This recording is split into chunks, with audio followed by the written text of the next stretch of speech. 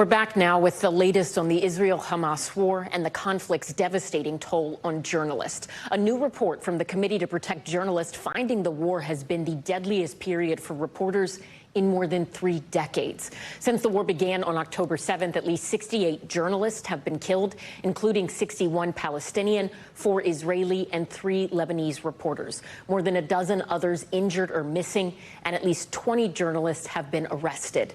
This is just one of them, Ayat Kaduru, a Palestinian freelancer who was killed by an Israeli airstrike on her home.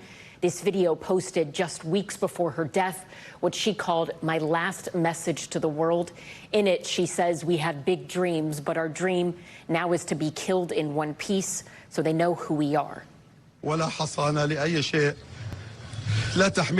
Colleagues of those lost, at times unable to contain their grief. This Palestinian reporter and anchor breaking down on the air live just after learning one of their co-workers had been killed.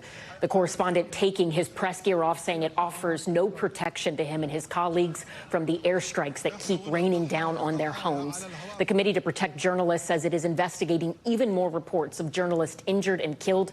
That number, 68 lives already lost, is all but certain to rise. For more on this, we're joined now by the Middle East and North Africa Program Coordinator for the Committee to Protect Journalists, Sherif Mansour. Sherif, thank you so much for being here. We're going to get to those horrifying numbers from your organization's report in a moment.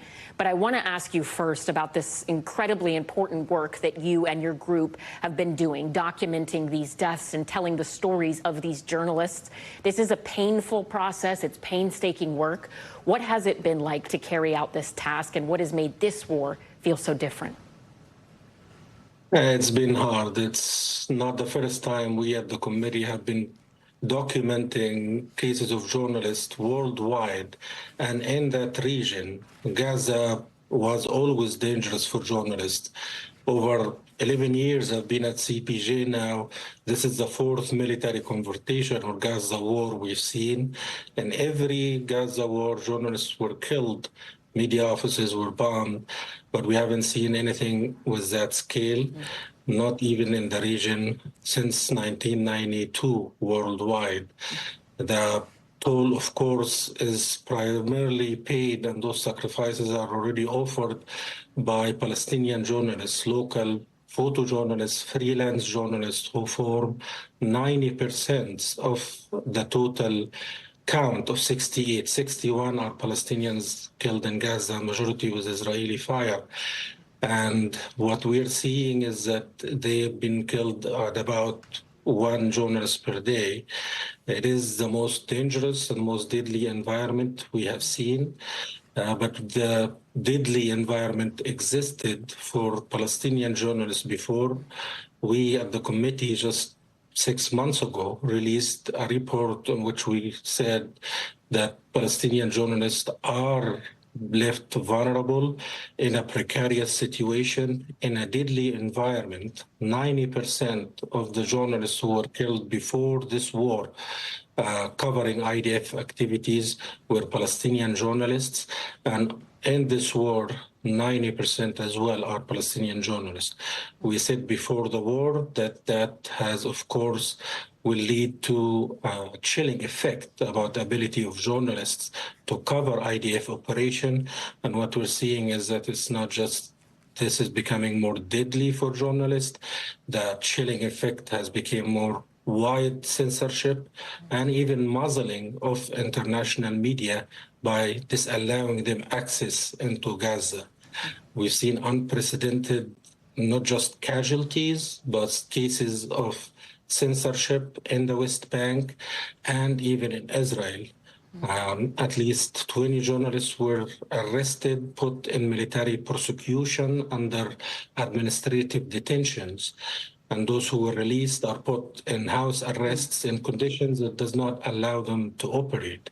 Yeah. This is all more of a news blackout, not just the tragic loss of life.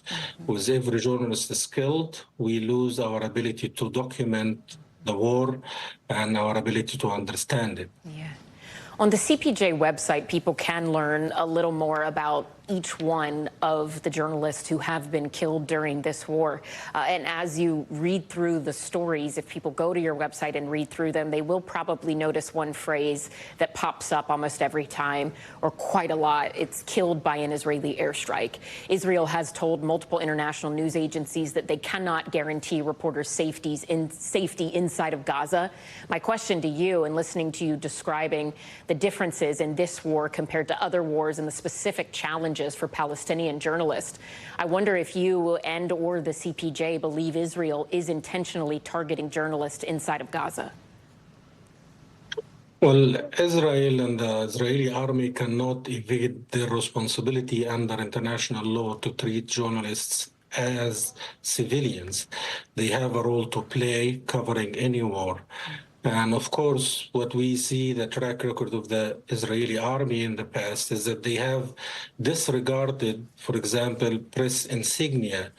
13 out of the 20 journalists who were killed over 21 years by IDF fire had visible, identifiable signs for them as press on their chest or in their vehicles. And we see that happen at least in one case in Gaza and at least in 3 cases in Lebanon. We've also expressed concern about a pattern of killing in which journalists or their colleagues or employers have received threats before they were killed or their family were killed. That happened with Al Jazeera journalist recently, a cameraman. It also has happened with other freelancers who worked with international organizations who have been threatened and put in smear campaign and later on found their family houses bombed and their family killed. We are investigating every single case, and we have expressed, for example, in the case of Bilal Jadallah, he's a local press freedom advocate who have helped CPJ in the past documenting this deadly pattern by identifying families of journalists who were killed in Gaza by IDF fire. He was killed with an Israeli shelling to his car.